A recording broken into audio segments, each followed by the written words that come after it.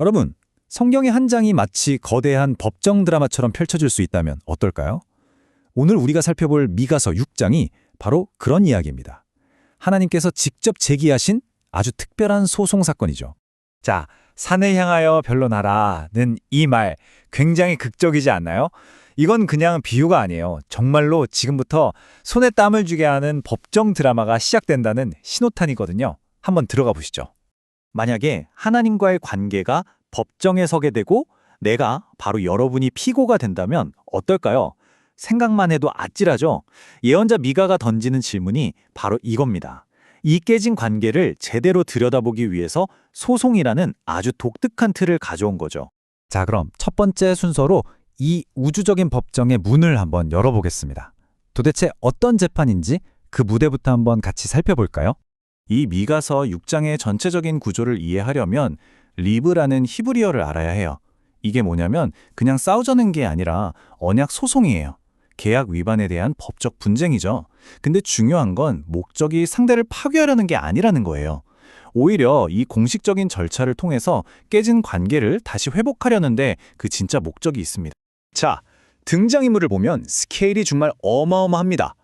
원고는 당연히 하나님, 그리고 피고는 이스라엘 백성이죠. 근데 진짜 재밌는 건 증인이에요. 사람이 아니라 이 모든 역사를 처음부터 끝까지 말없이 지켜본 저 거대한 산과 언덕들이 증인석에 섰다는 겁니다. 정말 대단하지 않나요? 자, 이제 본격적으로 재판이 시작됩니다. 검찰 측, 그러니까 하나님 측의 모두 진술이 시작되는데요. 이게 정말 놀라워요. 아주 감정적인 호소로 시작하거든요. 보세요. 내 백성아, 내가 너한테 뭘 잘못했니? 라고 묻고 계시잖아요. 보통 재판이면 죄목부터 쫙 나열할 텐데 그게 아니에요. 마치 상처받은 부모가 자식한테 도대체 우리 관계가 어디서부터 잘못된 거니? 하고 묻는 것처럼 아주 슬픈 질문으로 재판의 문을 여십니다. 그리고 하나님께서 제시하는 증거는 바로 역사 그 자체입니다. 내가 너희를 이집트 노예 생활에서 구해냈지. 모세랑 아론, 미리암도 보내서 너희를 이끌었잖아. 발락 왕이 저주하려고 할 때 내가 그걸 축복으로 바꿔줬고 마침내 약속의 땅까지 안전하게 데려왔어. 이 모든 기억들을 하나씩 꺼내 보이시는 거예요. 내가 이렇게까지 했는데 너희는 왜 돌아섰니? 하고 묻는 거죠.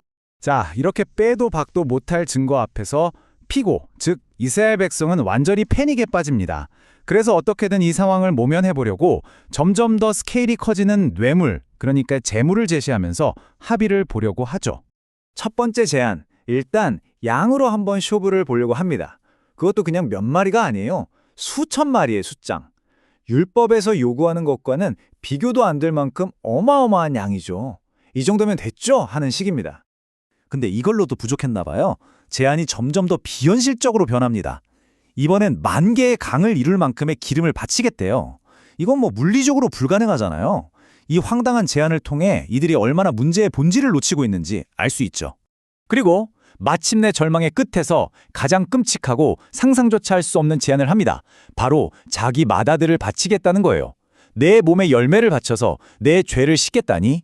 이건 이들이 믿는 하나님을 얼마나 왜곡해서 얼마나 잔인한 신으로 생각하고 있었는지를 정말 적나라하게 보여주는 대목입니다. 바로 이 긴장감이 최고조에 달한 순간 갑자기 예언자 미가가 딱 끼어들어서 이 모든 논의를 중단시킵니다. 그리고 진짜 판결이 뭔지, 하나님이 정말로 원하시는 게 뭔지를 명확하게 선포하죠. 미가는 말합니다. 사람아, 주께서 선한 게 뭔지 이미 너에게 보여주셨다.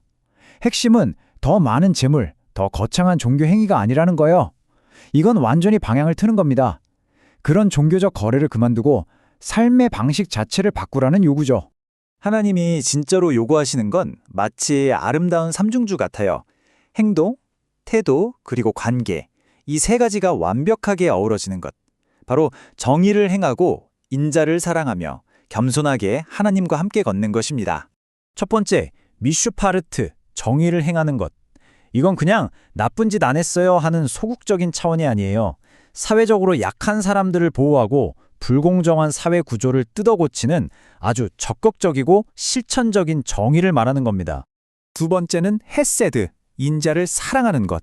이게 바로 관계의 심장이에요. 그냥 친절한 거 말고요. 언약을 맺을 때 하는 약속처럼 절대 변하지 않는 충성스럽고 끈질긴 사랑, 하나님이 이스라엘에게 먼저 보여주셨던 바로 그 사랑을 서로에게도 실천하라는 거죠. 그리고 이 모든 것의 기초가 되는 세 번째, 겸손하게 하나님과 함께 걷는 것. 이건 사람들한테 보여주기 위한 종교적인 쇼가 아니에요. 내 삶의 모든 발걸음을 하나님의 뜻에 맞추면서 조용히 그리고 꾸준히 동행하는 삶 그 자체를 의미합니다. 자, 그럼 여기서 진짜 중요한 질문이 생기죠. 이 사람들은 도대체 왜 이렇게까지 핵심을 파악하지 못하고 엉뚱한 제안만 하고 있었을까요? 그 근본적인 원인이 뭘까요?